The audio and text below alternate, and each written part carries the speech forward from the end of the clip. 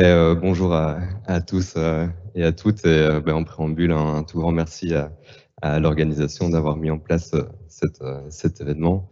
Merci également de m'avoir proposé d'intervenir aujourd'hui.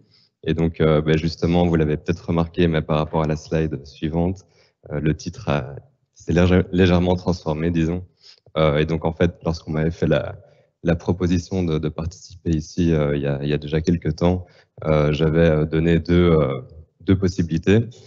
Premièrement, plutôt une présentation axée sur mon mémoire de master, lors duquel j'ai eu une analyse, disons, des enjeux interactionnels d'une zone située à la lisière du quartier gay bruxellois et qui jouxte un quartier populaire et d'immigration, le quartier Anne-Essence. Lors de ce mémoire, j'ai réalisé des ethnographies, notamment de l'observation et des entretiens.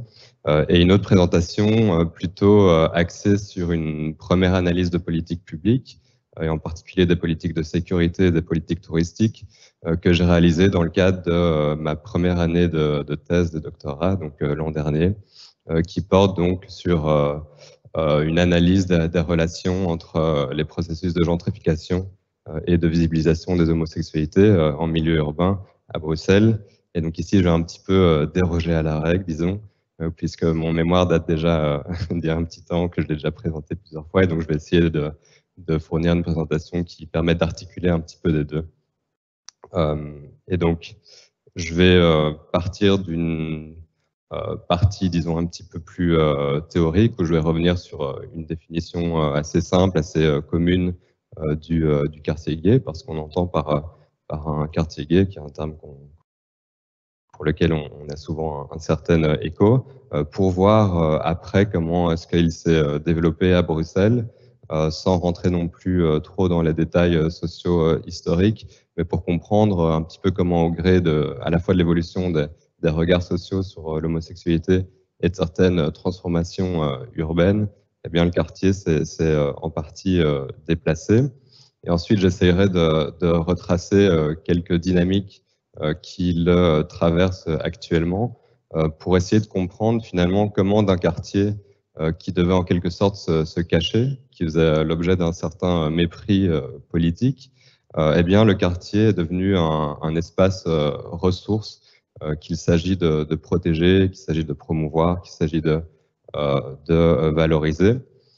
Et enfin, à partir du retraçage de ces dynamiques, j'essaierai de voir comment est-ce que dans tout ça, eh bien, le quartier gay est en fait aujourd'hui traversé de certaines frontières sociales qui tendent à invisibiliser certaines catégories de population et en même temps constitue le terrain de l'opposition supposée entre certaines catégories de population et d'espace. Ensuite, je conclurai brièvement. Donc tout d'abord, qu'est-ce qu'un quartier gay? Qu'est-ce qu'un quartier tout court déjà, hein, contrairement par exemple à une commune qui se définit par un territoire administratif sur lequel se projette une politique, sur lequel se projettent certaines compétences communales. Un quartier, il se définit plutôt par une certaine unité que lui confère un ensemble de représentations, de pratiques, d'usages sociaux, d'identités, de symboles. Et donc à ce titre-là, le quartier gay, généralement, il se définit assez simplement eh bien, comme une agglomération visible de commerces, d'institutions, d'associations, de monuments, de symboles qui lui confèrent cette unité-là et qui révèlent la présence ou la fréquentation au sein de cette agglomération de certaines catégories de population homosexuelle. Et donc, le quartier gay comme figure spatiale qu'on connaît aujourd'hui, eh bien, il existe à peu près depuis les années 1970 dans les villes occidentales. Et contrairement aux nombreux lieux de rencontres et de sociabilité qui existent depuis bien avant la constitution des quartiers gays, hein, Pierre Lannoy faisait référence par exemple aux Pissatières, eh bien, les quartiers gays, eux, se redéfinissent par des formes de centralité, de visibilité accrue, qui s'inscrivent dans des espaces du quotidien et non plus dans des lieux et des événements plus ou moins isolés, plus ou moins isolés. Donc, généralement, les quartiers gays, ils sont conçus, ils sont promus, ils sont vécus et reconnus comme tels. Et d'ailleurs, ils sont quelquefois majoritairement habités par certaines catégories homosexuelles, ce qui n'est pas spécialement le cas à Bruxelles, par exemple. Et donc justement à Bruxelles, la constitution du quartier gay, il a suivi à peu près la même trajectoire qu'ailleurs. Et donc ici, je vais me baser essentiellement sur un article de Chloé Deligne et d'autres chercheurs, notamment des géographes, qui date de 2006 et qui ont fourni un travail sur les territoires de l'homosexualité à Bruxelles. Et donc on voit que initialement, et jusque dans les années 70, dans un contexte politique, juridique, social, qui poussait plutôt à la discrétion, hein, notamment vis-à-vis des forces policières qui intervenaient encore très régulièrement dans les lieux de rencontre et de sociabilité homosexuelle, souvent de façon très musclée. Eh bien, ces lieux de rencontre et de sociabilité ont suivi cette trajectoire-là, cette trajectoire de discrétion, et se sont établis historiquement plutôt du côté des quartiers du nord de la Grand Place, et en particulier du côté de la rue des Bouchers. Je ne sais pas si certains et certaines d'entre vous connaissent, mais aujourd'hui c'est une rue assez fréquentée, assez touristique, avec beaucoup de restaurants. À l'époque, ce n'était pas du tout le cas. C'était une rue plutôt cachée, plutôt invisible, qui n'était pas encore du tout touristique, et donc qui était discrète et donc propice à l'éclosion de ces lieux. Ensuite, entre les années 70 et 80, et notamment dans un contexte, disons, de relatif assouplissement des contraintes, notamment juridiques et politiques, liées à l'exposition des corps comme homosexuels dans l'espace public, mais aussi à certaines transformations urbaines des quartiers du nord de la Grand Place, notamment une mise en tourisme, en fait, et des politiques de revalorisation, en fait, de ces quartiers nord, notamment de la rue du Marché au Charbon. Eh ben, ces lieux de rencontre et de sociabilité se sont déplacés plutôt du côté de la place Fontenas et des rues qui l'entourent, qui étaient alors assez largement en fait délaissées à la fois par les classes aisées, mais aussi par les pouvoirs publics locaux. Et puis, encore une fois, au gré de la transformation, de l'évolution des mouvements de revendication sociale, eh bien, le quartier gay s'est installé petit à petit là où on l'attribue aujourd'hui, c'est-à-dire du côté du quartier Saint-Jacques, et plus spécifiquement du côté de la rue du Marché au Charbon et de la rue des Pierres. Alors, on voit d'ailleurs que, notamment à travers un travail d'archives que j'ai réalisé dans d'anciens magazines gays des années 80-90, que, eh bien, dès le début des années 80, en tout cas en 82, il y a déjà des formes de reconnaissance collective commune d'un quartier gay, qu'on appelait d'ailleurs souvent ghetto à l'époque, un peu comme dans le Marais à Paris. Et ben, il s'est bien sûr largement transformé depuis, hein, notamment d'un point de vue commercial. Pardon.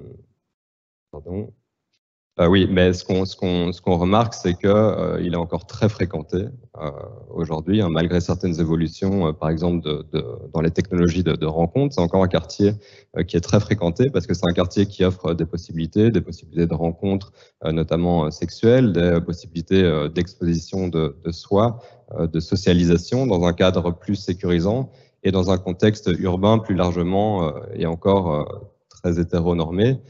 Et donc qui tend à invisibiliser, à rendre hasardeuses, voire dangereuses, hein, les formes de drague homosexuelle dans l'espace public, et plus largement les formes d'exposition de son corps comme homosexuel dans l'espace public.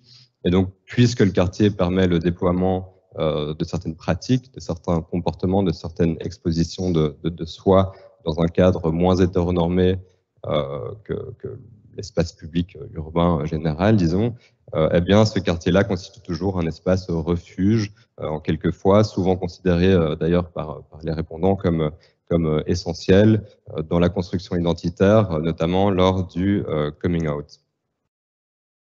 Alors, contrairement à la plupart de ces villes voisines qui sont caractérisées par le rétrécissement de leur quartier gay, Bruxelles a su, entre guillemets, le conserver voire à l'agrandir. Et donc ça, c'est lié, je crois, à plusieurs éléments.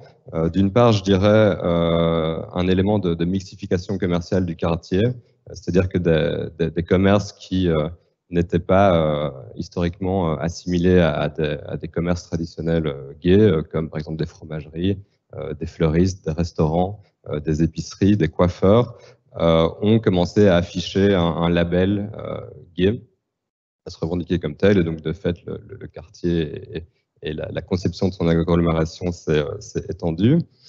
Mais c'est aussi, et c'est ça qui m'intéresse surtout aujourd'hui, lié à un soutien politique important qui s'est développé vis-à-vis du quartier et qui s'est notamment matérialisé par l'octroiement de subsides assez importants au commerce gay, notamment via les syndicats gays du quartier.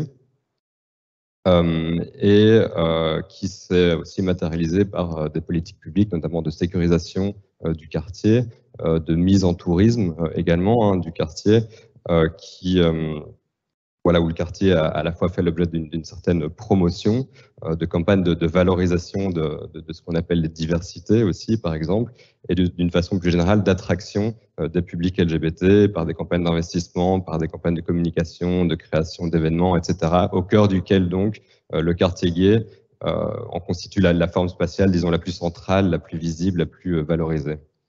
Et donc, ma question à partir de ça, c'est finalement, comment sommes-nous passés d'un quartier qui devait se cacher, qui faisait l'objet d'un certain mépris politique, voire qui était brutalisé. J'ai encore retrouvé dans des magazines de la moitié des années 80, donc vers 85-86, dans des magazines gays, donc qui expliquaient comment se défendre face à un contrôle policier un petit peu musclé. Et donc, comment sommes-nous passés de ça à un quartier qu'il s'agit de promouvoir, de protéger. Alors, un premier élément, c'est bien sûr sans doute la transformation des regards sociaux, mais aussi politiques et juridiques sur l'homosexualité, qui s'articule donc à des enjeux de reconnaissance, tout simplement, de reconnaissance politique, de reconnaissance symbolique, qu'il ne faut probablement pas négliger. Mais j'aimerais quand même revenir sur certaines dynamiques, et en particulier sur deux qui d'ailleurs s'enchevêtrent assez largement.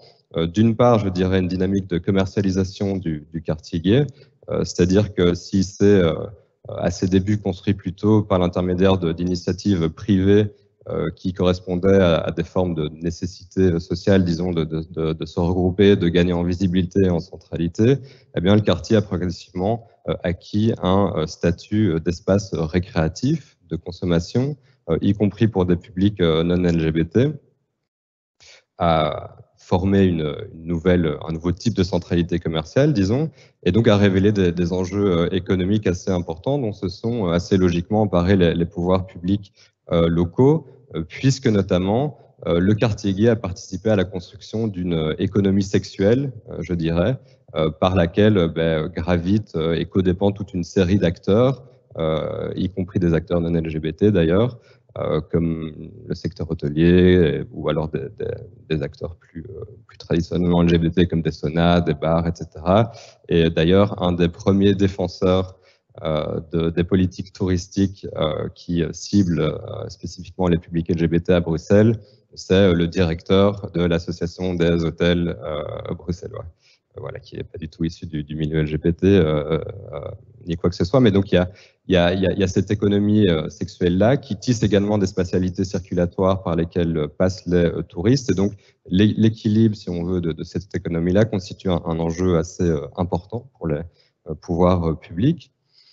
D'autre part, et à la fois c'est inhérent à Bruxelles, mais en même temps ça s'inscrit dans des logiques qui sont largement internationales, je dirais que ce nouvel intérêt pour les quartiers gays s'inscrit dans les politiques d'attractivité et de revitalisation urbaine, notamment des quartiers centraux et péricentraux, qui succèdent ou en tout cas s'accélèrent avec les transformations institutionnelles de la fin des années 1980, et donc qui confèrent notamment la création de Bruxelles comme région à part entière, notamment aux côtés de la région wallonne et flamande, et donc qui, pour faire court, ont induit une série de nouveaux enjeux liés à la nouvelle gouvernance, notamment des enjeux budgétaires, mais aussi des enjeux de peuplement, de repeuplement, et qui ont un petit peu plus inscrit Bruxelles dans le jeu de la concurrence à la fois intramétropolitaine, donc avec les territoires qui l'entourent, et interurbaine, donc sur le plan plutôt international. Et donc à ce niveau-là, dans un contexte où l'importance politique consacrée à la dimension attractive de la ville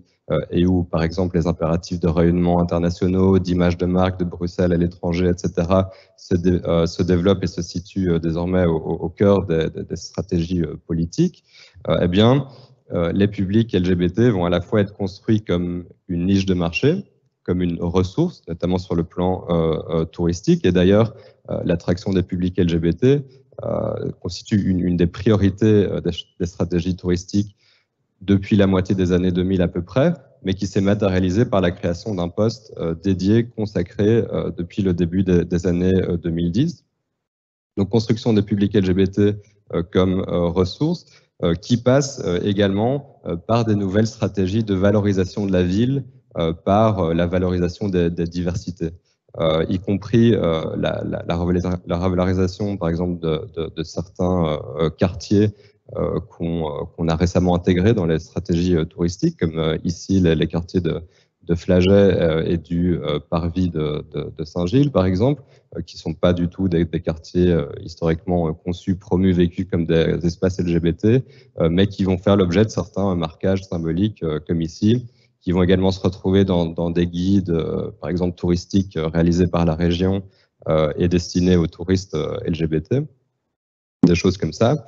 Et donc la diversité devient ici une ressource, un élément de promotion, de valorisation de la ville, puisqu'elle permet, sur le plan international, eh bien, de s'inscrire dans le jeu de la concurrence interurbaine, de se placer comme ville tolérante, d'attirer un certain nombre de flux, notamment des flux touristiques. Et donc en particulier dans ce contexte, comme symbole de la diversité, mais aussi pour faire écho aux théories assez controversées de la ville créative de Richard Florida, mais qui imprègnent très fort les rhétoriques et les pratiques des gestionnaires urbains. Donc comme symbole de la ville créative, eh bien, les quartiers gays font désormais partie de l'arsenal de la gouvernance entrepreneuriale des villes mondialisées, se voient souvent promus comme spatialité associée à ce que Bell et Bini appelait une altérité sexuelle désirable. Et donc, toute ville qui veut être compétitive doit avoir un quartier gay, mais le seul type d'espace LGBT qu'une ville puisse avoir est un quartier gay. Donc voilà, c'est notamment en ce sens, donc, comme figure spatiale assez emblématique de la diversité, le quartier gay, je crois, est particulièrement investi par les pouvoirs publics, puisque son investissement et sa promotion peuvent facilement être associés à des politiques d'ouverture, à des politiques de tolérance, et donc se démarquer à ce niveau-là, notamment sur le plan international. Pourtant, on remarque que le quartier gay, en fait, il correspond assez mal à la réalité spatiale des publics LGBT, qui est beaucoup plus diffuse, qui s'étend bien au-delà du quartier gay, en fait. Et lorsqu'on jette un coup d'œil un petit peu plus attentif au quartier gay, on se rend compte, en tout cas selon ma perspective, qu'il est assez loin d'être un espace homosexuel. C'est-à-dire que, premièrement, c'est un espace plutôt multifonctionnel, je dirais, c'est-à-dire qu'il est encore très ancré dans l'hypercentre touristique, donc il y a une pluralité de commerces, une pluralité de populations, donc c'est pas un espace qui est entièrement dédié aux activités homosexuelles. Surtout, il y a une large minorité de lesbiennes, hein. C'est un quartier qui est essentiellement masculin, investi par un certain type d'hommes, on le verra tout de suite. Oui, il y a également, par exemple, la dimension de la présence de personnes hétérosexuelles qui s'identifient comme telles, qui à la fois fréquentent le quartier d'une façon générale, mais fréquentent également les espaces de sociabilité gays, les espaces de rencontres sexuelles aussi gays. Donc je dirais que plus qu'un espace homosexuel, le quartier gay, c'est un espace qui est communautaire. Comme son nom l'indique, c'est un espace communautaire gay qui est renforcé par la présence d'institutions, d'une symbolique, de commerce, d'associations, etc., qui cultive du coup cet espace communautaire de socialisation et de sociabilité, mais qui décline également certaines frontières sociales qui correspondent en fait à autant d'axes de domination, d'oppression, de rapports sociaux aux espaces, si on veut. Premièrement, une frontière de genre, hein, comme je l'ai dit, c'est un quartier qui est essentiellement masculin, et par ailleurs dans lequel les femmes se sentent souvent illégitimes, inappropriées. Alors ça va être souvent des discours un petit peu euphémisants. J'entends, ben voilà, c'est pas des bars dans lesquels je vais parce que c'est pas des bars qui me correspondent. Je vois pas bien ce que j'y ferais. Par ailleurs, il y a aussi souvent des discours sur l'utilisation par des femmes, notamment hétérosexuelles, des bars gays, pour justement échapper à certaines formes de drague, par exemple non voulues, non consenties, et qu'elles ont moins dans ces espaces-là. Mais c'est un sentiment qui existe toujours, tout de même, pardon, et qui est quelquefois renforcé, notamment dans les espaces de rencontres sexuelles, par des indications assez explicites de leur exclusion, notamment ici, hein, où il y a une pancarte, ou alors quelquefois un vigile qui assure du coup la frontière du genre. Une frontière de classe, je dirais aussi, et d'ethnicité, c'est-à-dire que pour caricaturer, ben, le quartier gay, il est essentiellement occupé par une population plutôt blanche, plutôt aisée, plutôt fournie en capital culturel également, qui a des pratiques, enfin des modes de vie et de consommation qu'on pourrait catégoriser comme dominants, en contraste notamment au quartier du sud du Pentagone et qui jouxte le quartier, plutôt caractérisé par une population plus précarisée, issue de l'immigration, notamment nord-africaine et subsaharienne. Et d'ailleurs, cette proximité étroite du quartier gay avec des zones précarisées et d'immigration participe souvent à établir, notamment au regard des zones qui se situent à la frontière du quartier gay, comme la place Fontenas, qui était l'objet de mon mémoire. On se rend compte que ces zones-là participent sont souvent construites comme terrain de l'opposition supposée entre les groupes et les espaces qui l'entourent. Ici, on voit par exemple que la place Fontenas est souvent catégorisée comme une place dangereuse, homophobe, avec des formes de racialisation, de l'homophobie. Et donc, c'est des catégorisations qui n'interviennent pas n'importe où, hein. Elles interviennent dans un espace qui est marqué, comme tout espace évidemment, mais ici qui est souvent associé, du moins dans les imaginaires collectifs, aux populations arabo-musulmanes, entre guillemets, et donc forme une espèce d'association triangulaire bien entre un espace spécifique, une population spécifique et certaines caractéristiques socialement dénoncées, comme l'homophobie. Et on voit que ces catégorisations, elles sont relayées, voire renforcées par certains discours politiques.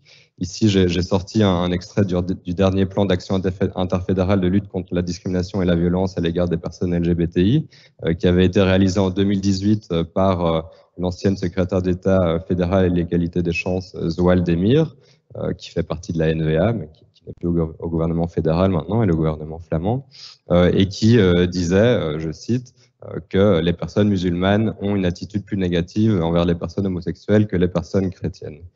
C'est un extrait parmi tant d'autres qui génère cette association et donc qui mobilise en un sens l'homophobie comme une caractéristique spécifique de religion, supposément de race, et donc qui construit, qui véhicule cette opposition supposée entre le monde arabo-musulman, avec tous les guillemets du monde, et les personnes et droits LGBTI. On voit par ailleurs que cette opposition, elle se décline à plusieurs échelles, hein. On sait notamment via la littérature sur l'homonationalisme et en particulier depuis le 11 septembre 2001, les questions de sexualité, les questions de genre sont régulièrement mobilisées dans le cadre de confrontation du monde global, du monde occidental, au monde oriental, donc sur un plan plutôt global.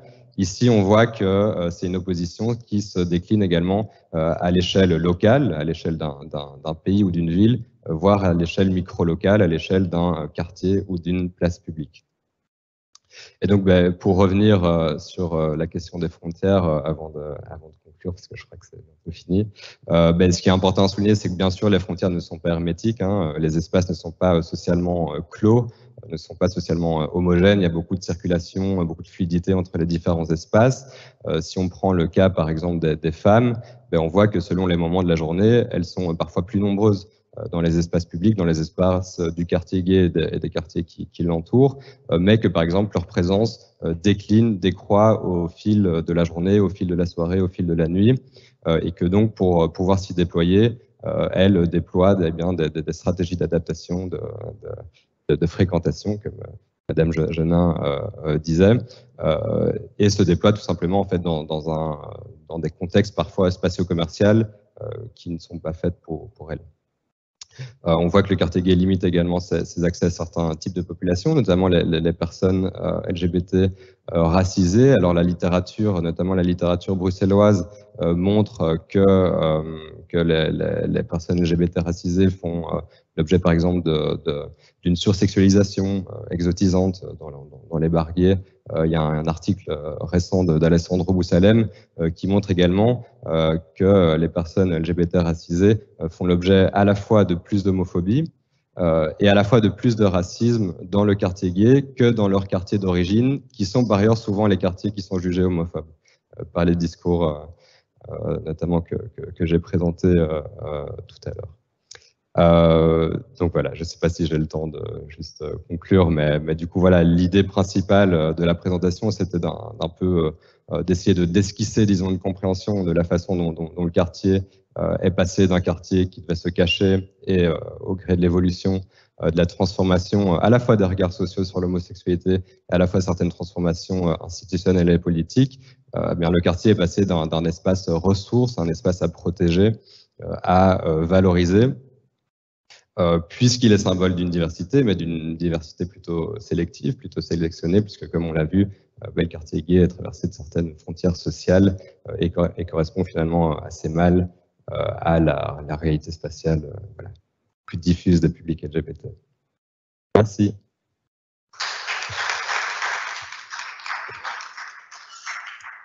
Merci beaucoup, Monsieur Donnan, pour votre présentation.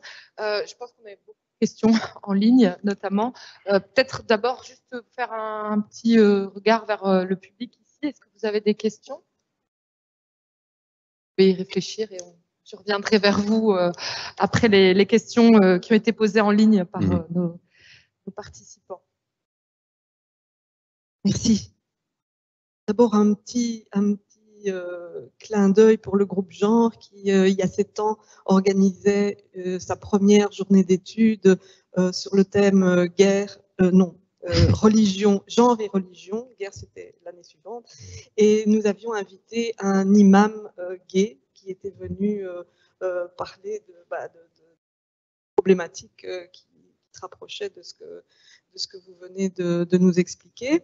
Deuxième remarque, on comprend bien que dans votre étude, il y a presque une révolution copernicienne vis-à-vis des études sur le commerce d'épiceutières, même si on retrouve certains points communs, on n'a plus du tout la même vision un peu glauque de l'usage des épiceutières dans les années 60 aux États-Unis, avec votre exposé évidemment sur ce qui se passe à Bruxelles, avec, pour vous citer, une altérité sexuelle désirable, une ville créative, etc. Donc, il y a une première remarque dans le chat au sujet d'un auteur belge, d'un poète belge qui s'appelle William Cliff, dont le premier recueil s'intitule Rue Marché au Charbon.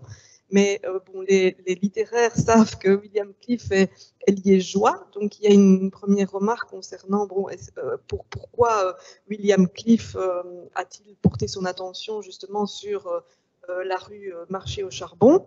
Et ensuite, on a une très longue intervention sur ce qui se passe à Mons. Évidemment, voilà. Alors, je lis. Donc, à Mons, nous avons des trottoirs arc-en-ciel.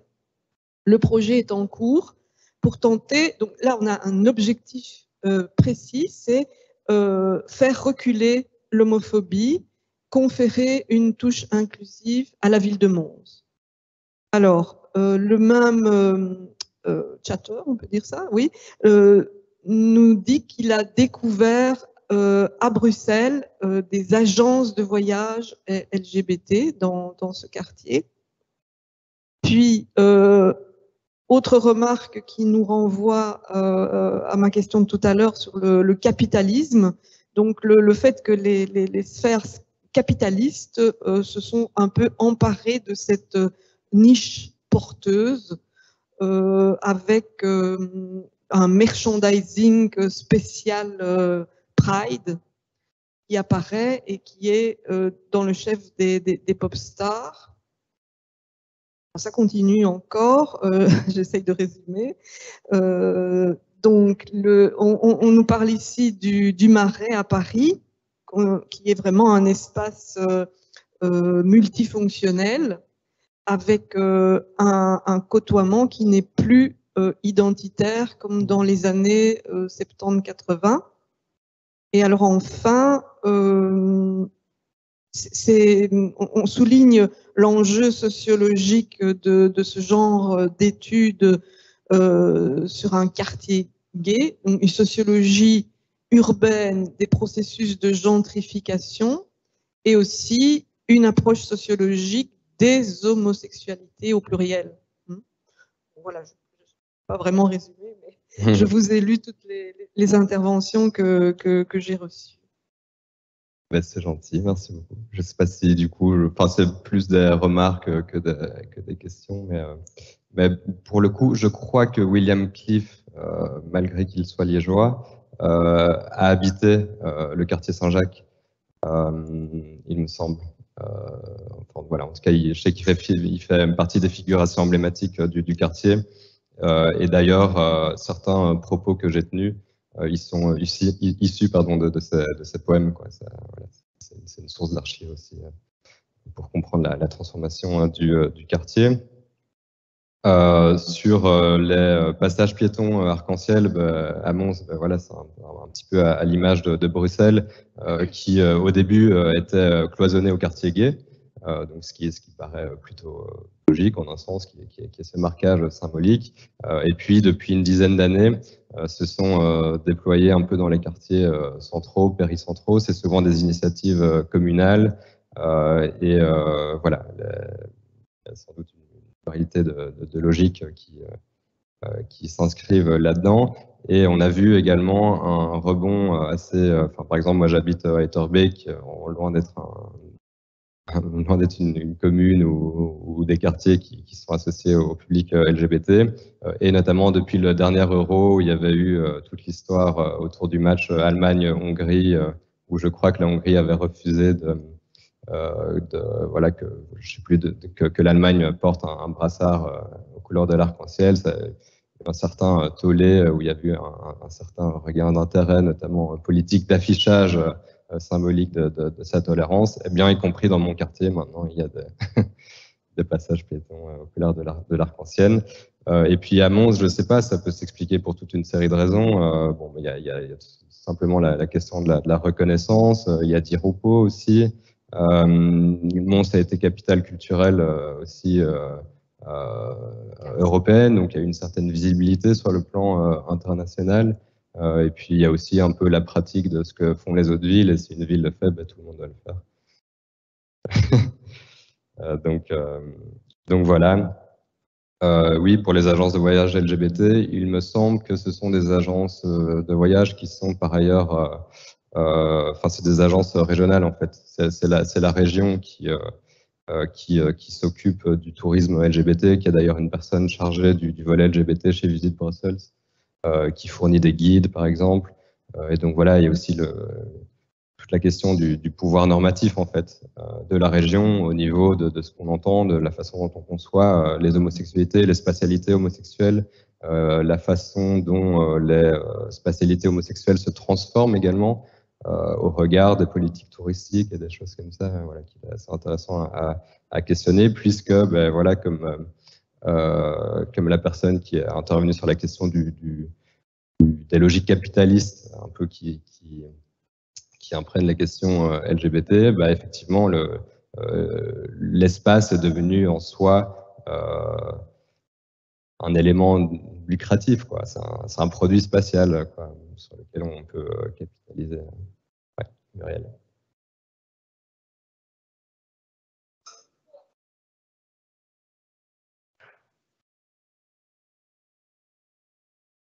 Est-ce qu'il y a des réactions des associations LGBTI par rapport à une forme d'entrée dans une réalisation très forte, justement,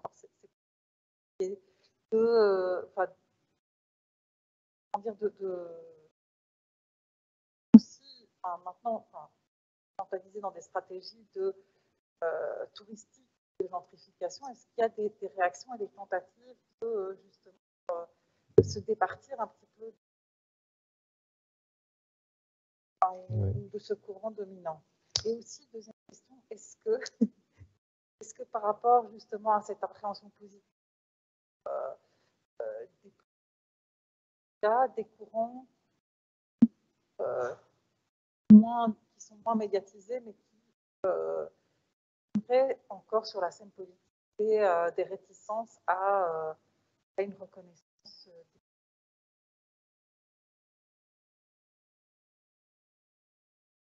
du groupe LGBT dans l'espace public? Okay. Donc pour répondre à ta première question, oui, et notamment sur le plan de la Pride, donc qui est aussi devenu un objet touristique et dans lequel l'administration du tourisme bruxelloise fait partie de l'organisation depuis quelques années. Voilà, il y a tout un contexte socio-historique, notamment la Pride était au bord de la faillite et donc un des arrangements était que la région investisse et s'y investisse. Et donc ça induit eh bien, des logiques de commercialisation de la Pride, l'avènement des sponsors, l'avènement des partis politiques également lors des cortèges. Et par exemple, les jours de Pride, il y a un collectif qui s'appelle le collectif VNR qui organise un cortège alternatif. Et donc qui au-delà de la Pride, qui s'oppose d'une façon plus générale aux logiques de commercialisation et de participation aussi des partis politiques à la Pride. Et donc voilà, oui, il y a des mouvements et d'ailleurs il y a des conflits internes très forts, notamment entre la Rainbow House, donc qui est la maison arc-en-ciel de Bruxelles, et la région dans l'organisation même de la Pride. Et pour les courants moins médiatisés, et donc je disais qui s'opposent finalement à la reconnaissance en fait. Je connais moins, mais j'ai l'impression que même les partis les plus conservateurs, historiquement, et les plus opposés à ces questions-là, comme le Vlaams Belang par exemple, maintenant mobilisent également la rhétorique de la reconnaissance de l'homosexualité et de la légitimité de cette reconnaissance. Et ça s'articule souvent à des logiques, par exemple, homo-nationalistes, voilà, qui participent encore une fois à renouveler cette confrontation-là, notamment entre les populations musulmanes et les personnes des droits LGBTI, quoi. Mais voilà, sinon je connais pas encore assez pour te répondre plus précisément.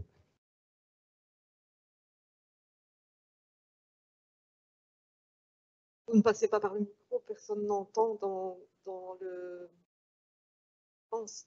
Donc, j'ai entendu la question, mais je pourrais la reformuler si vous voulez bien la répéter.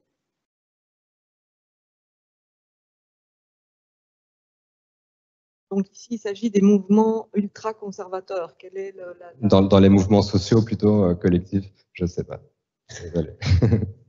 Mais dans le chat, nous avons eu encore une intervention au sujet de la situation dans les pays musulmans, en tout cas les pays du Maghreb. C'est pas vraiment une question, donc, mais plus une réflexion que je partage d'ailleurs parce que dans les années 80, je vivais au Maroc et j'ai pu constater une réelle évolution du point de vue de l'attitude bienveillante de la population vis-à-vis de l'homosexualité masculine. À l'époque, c'était tout à fait admis. Ce n'est plus du tout le cas maintenant.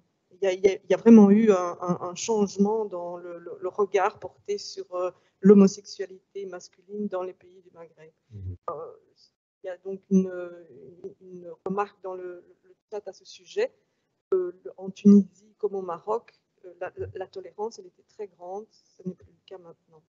Avec plutôt du coup un retour au conservatisme par rapport à ces questions. Et alors, en ce qui concerne l'espace public, évidemment, l'importance des hammams au Maroc et en Tunisie, de rencontres genrées, puisque les hammams ne sont ouverts qu'aux hommes et puis aux femmes selon des horaires très, très stricts. Donc, c'est un espace de rencontre. Ouais. Oui, et puis il y a la préconception hétérosexuelle, c'est-à-dire le fait qu'on préconçoit a priori l'espace public comme un espace hétérosexuel, et donc par exemple les espaces de non-mixité comme également des espaces hétérosexuels. Donc pour faire écho à ce que Pierre Lanois disait là, ça peut tout à fait être typiquement un espace de détournement des injonctions.